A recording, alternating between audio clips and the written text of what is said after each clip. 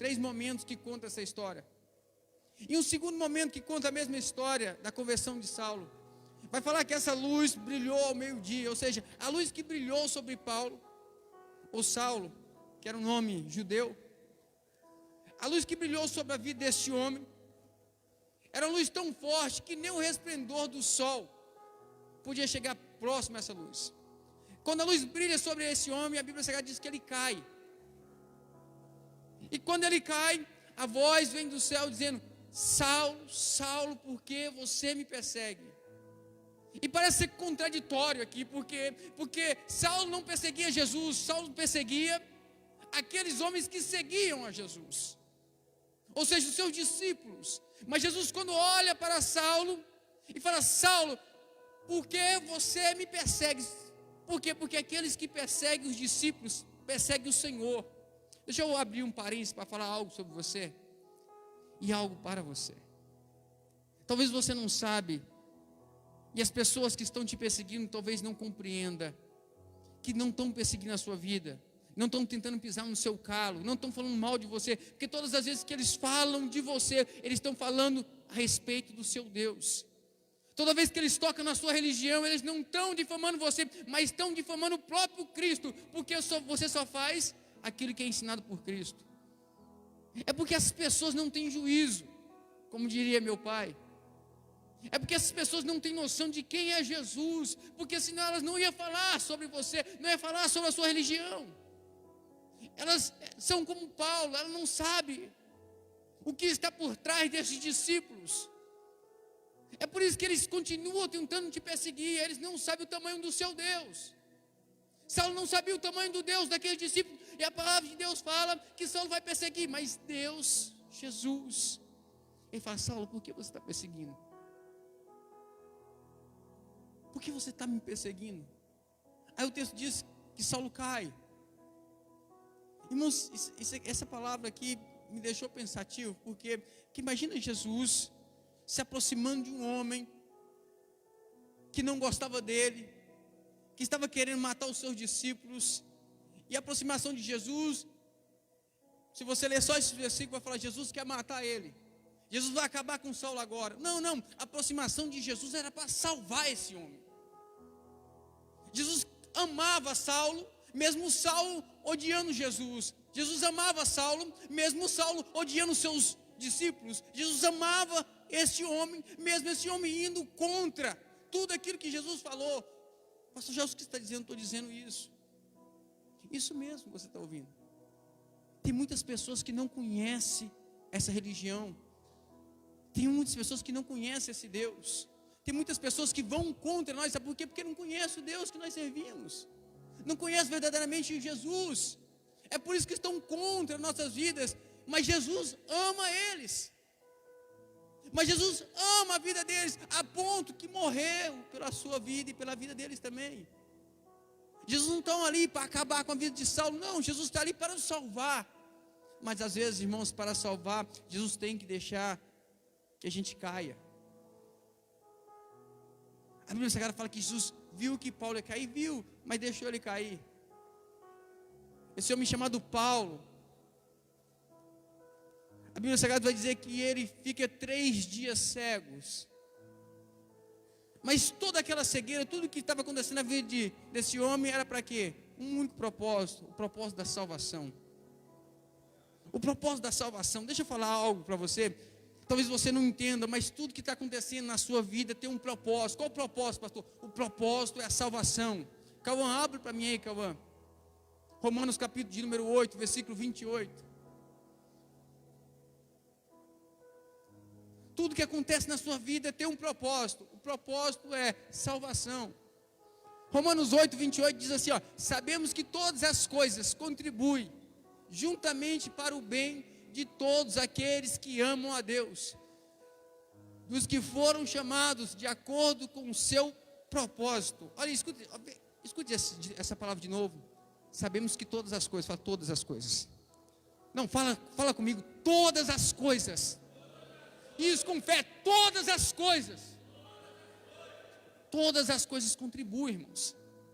Todas as coisas contribuem para o bem. Todas as coisas contribuem para o bem. Pastor, perdi o emprego, vai contribuir para o bem. Pastor, tem alguém que me persegue, está contribuindo para o bem, porque Deus tem um plano maior, e o plano de Deus é a sua salvação. Paulo está no chão, caiu no chão, Paulo está cego, e naquele momento alguém falou assim, acabou, mas Deus faz tudo aquilo para quê? Para salvar aquele homem.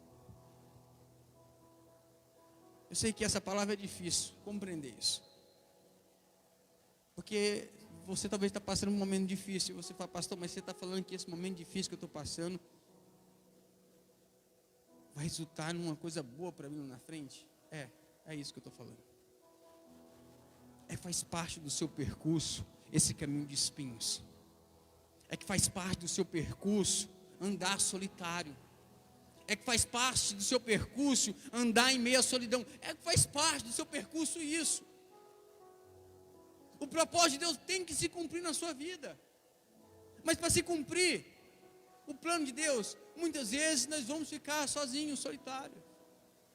Irmãos, entenda algo. Deus te chamou. Você tem um propósito com Deus. Deus tem um propósito contigo. E muitas coisas nós não vamos compreender nessa terra que vai acontecer conosco. Mas nós precisamos confiar que tudo que está rondando nossa casa, nossa família, nossa vida, coopera para o bem daquilo que Deus tem para nós. Nós precisamos confiar. E isso, deixa eu falar para você, isso é a fé de verdade. Isso é fé de verdade. Porque aquela fé de acreditar num Deus só quando as coisas estão dando certo, não é fé. A fé é provada quando tudo está dando errado.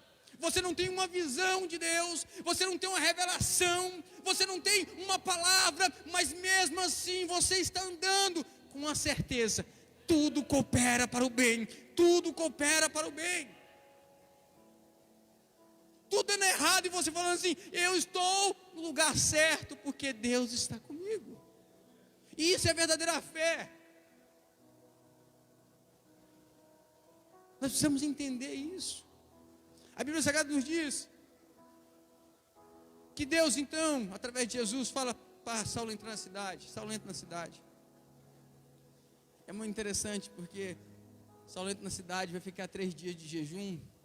Aí de repente Deus falou assim, vou falar agora com um servo que eu tenho na cidade, chamado Ananias. Aí vai lá conversar com Ananias. Aí Deus vai conversar com Ananias. Ananias, olha, tem um homem chamado Saulo, está na cidade. E esse homem chamado Saulo, ele está cego. E eu quero te usar para que você vá lá e ore por ele.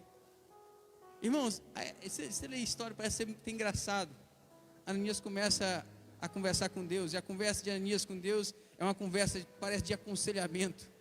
É o homem querendo aconselhar Deus, falando assim, mas o senhor sabe quem é esse homem chamado Saulo? Ananias olha para Deus e fala, você sabe quem é esse homem chamado Saulo? Não, esse homem é o homem que estão prendendo gente lá em Jerusalém. Esse homem colocou muita gente encarcerada em Jerusalém. E sabe por que ele veio aqui, Jesus? Ele veio aqui para prender os outros crentes que estão aqui na cidade. Sabe o que a Ananias está dizendo? Jesus, ele não merece ser salvo.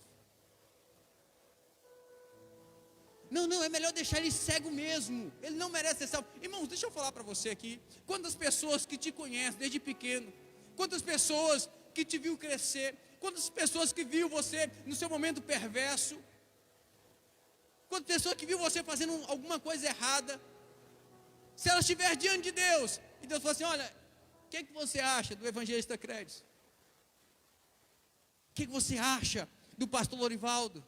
O que você acha do pastor Jailson? Sabe o que eles iam falar para Deus? Não leva ele para o céu não.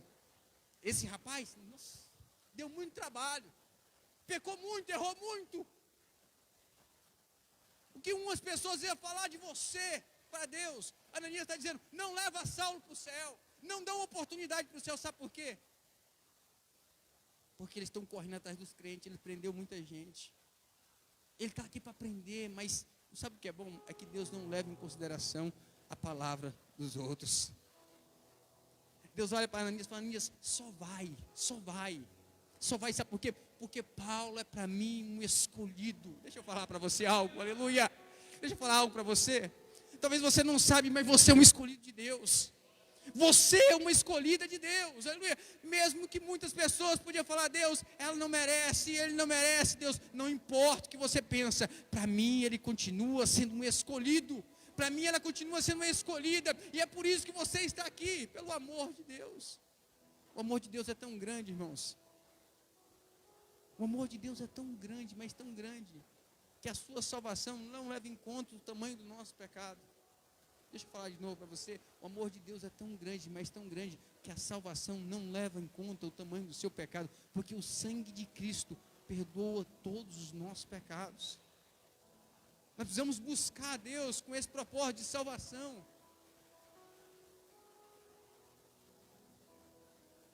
Deixa eu falar para você, eu estava escutando uma história contada por um homem, um pastor que eu gosto muito, chamado Genivaldo Bento.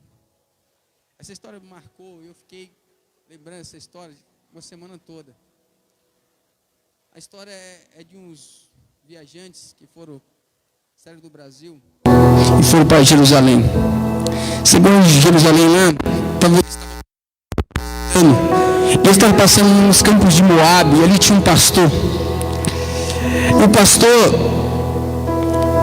estava cuidando de algumas ovelhas, e de repente aquele pastor largou as ovelhas e saiu correndo atrás de uma.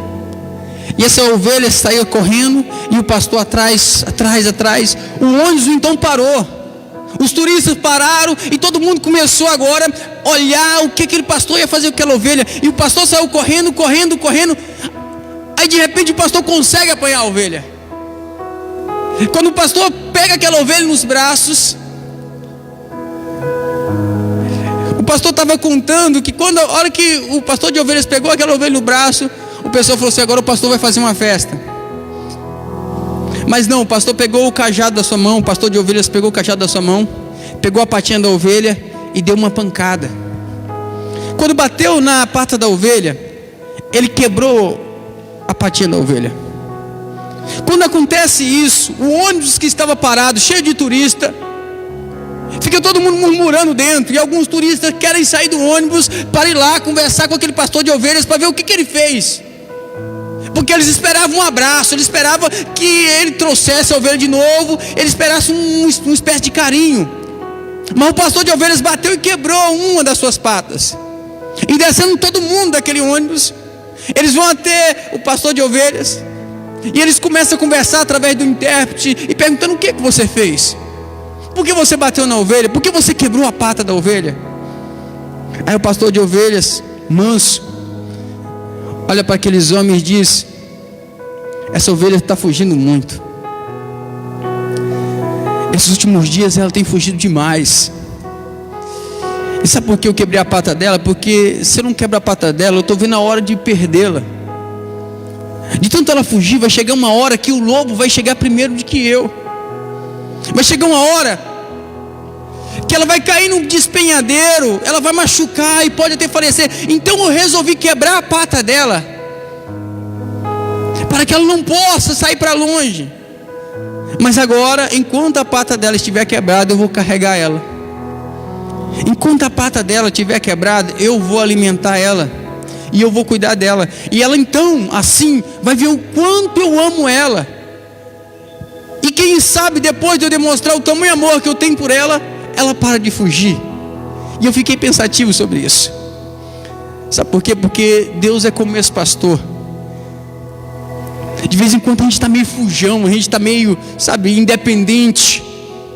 De vez em quando a gente esquece um pouco dele, quer sair por aí andando, aí ele é obrigado a quebrar uma das nossas patas. Ele é obrigado a fazer, mas não é porque ele não nos ama, pelo contrário, ele quer fazer a gente voltar para a oração, ele quer fazer nos voltar para o jejum, ele não quer nos perder. E eu quero falar algo para você: Deus fará tudo para não te perder. Deus está disposto a fazer tudo para não te perder. O pastor quebrou a pata da ovelha, sabe para quê? Para que a ovelha ficasse com ele. Irmãos, muitas vezes Deus faz algumas coisas, sabe para quê? Para ele ficar mais próximo da gente, para ele ficar mais próximo de você, para você ficar mais próximo de Deus, para você ficar na dependência de Deus. Aquele pastor quebrou a pata da ovelha, e o texto, segundo a história, diz que ele então pega a ovelha e leva nos seus braços. A partir daquele momento a ovelha não conseguiria comer mais sozinho, então o pastor ia alimentar a ovelha, ia cuidar dela. Deixa eu falar algo para você. Talvez você está passando por um momento difícil, e esse momento difícil é o momento que Deus está cuidando de você.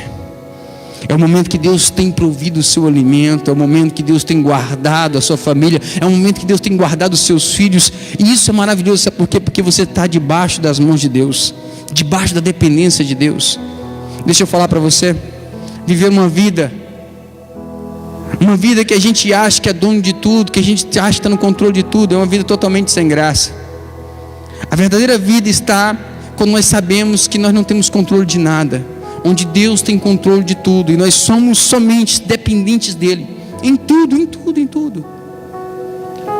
Eu quero falar só mais algo sobre salvação. Em Efésios capítulo de número 2, versículo 8 e 9. Abre aí, Cauã. Efésios capítulo 2, versículo de número 8.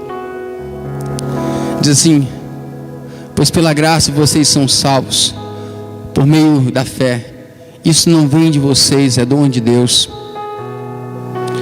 não por obras, para que ninguém se glorie. Eu quero acabar minha ministração com esses dois versículos. Isso é maravilhoso. Paulo falando na carta de Efésios assim: pois a fé é dom de Deus, é pela graça. Sabe o que Paulo está dizendo? Nenhum de nós somos merecedores. Pastor, fala mais, vou falar um pouco mais. Nenhum de nós merecemos ser salvos. Deixa eu falar algo que talvez você não saiba.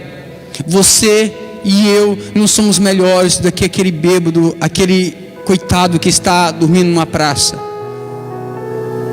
Nós não somos melhores do que o mendigo que não come há alguns dias. Nós não somos melhores do que aqueles andarilhos que estão pelo caminho onde nós passamos. O fato de nós estarmos aqui é algo que nós não sabemos, é insondável, não passa no pensamento de um ser humano. O ato de Deus te salvar.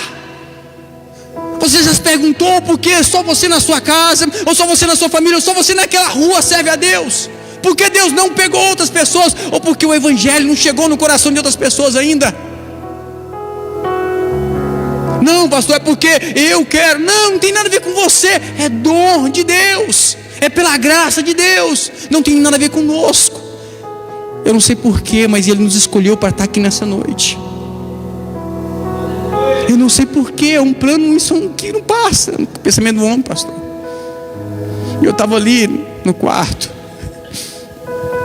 e quando o irmão Rogério me chamava para sentar aqui, eu chorava, porque eu falava: Senhor, por que o Senhor me escolheu? Porque o Senhor me salvou? Porque o Senhor me mostrou esse evangelho? Porque o povo lá fora, muitos lá fora, se você falar de Jesus para eles, vão rir de você. Por que vão rir, pastor? Porque eles não acreditam no Deus que você sabe que é poderoso. Por quê? Porque o príncipe desse século, Satanás, cegou eles de todo conhecimento. Eles não conseguem olhar para a Bíblia e ver Jesus. Eles não conseguem olhar para a cruz, eles não conseguem saber que Jesus morreu por eles. Eles não conseguem ver isso. Mas Deus, na sua infinita misericórdia, Ele te revelou isso no seu coração. É por isso que você está aqui. Deus, na sua infinita misericórdia, Ele nos salvou.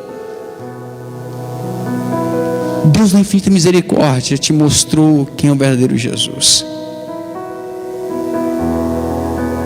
Pastor, o que está dizendo? Estou dizendo que tudo que nós temos, a salvação, é dom gratuito de Deus. Eu gosto do último versículo que diz assim: não por obras. Ai, Jesus. Falar sobre isso aí é difícil. Sabe por quê? Porque não é por obras, pastor. Não por obras. Irmãos, então não tem nada que a gente faça nessa terra que a gente possa conquistar a salvação. Nada, nada, nada. Pastor, e se eu largar tudo e começar a servir os outros? Você pode servir a vida toda das pessoas. Se você não olhar para Cristo como o único suficiente Salvador, nada que você faça vai te levar aos céus. O único caminho para chegar ao céu se chama Jesus Cristo. O único caminho para chegar no céu é por Jesus.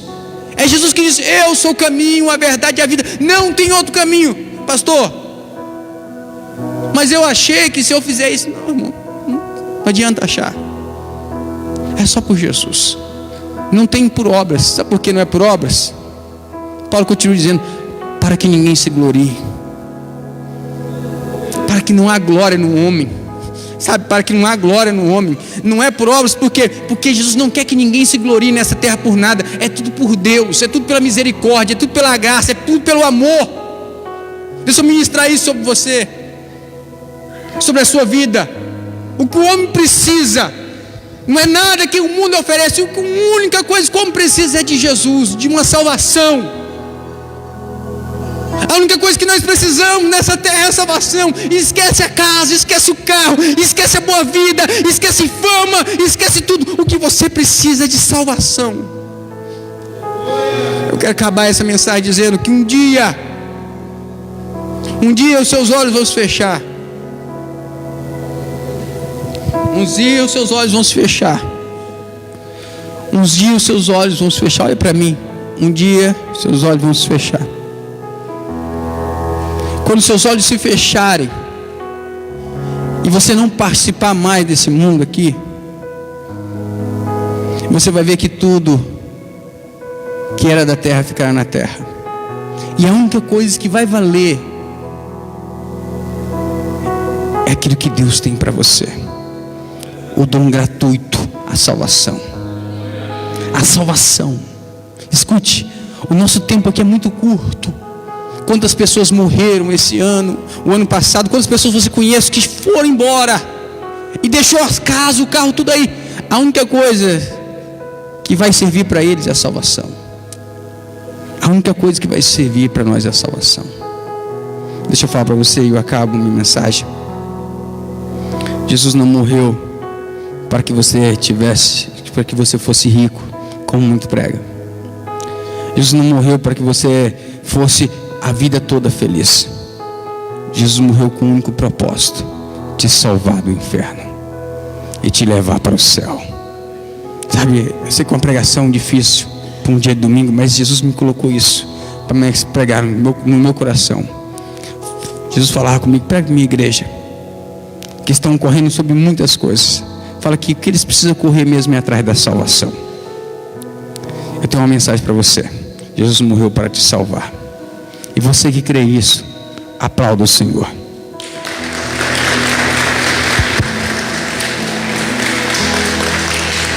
Glórias a Deus.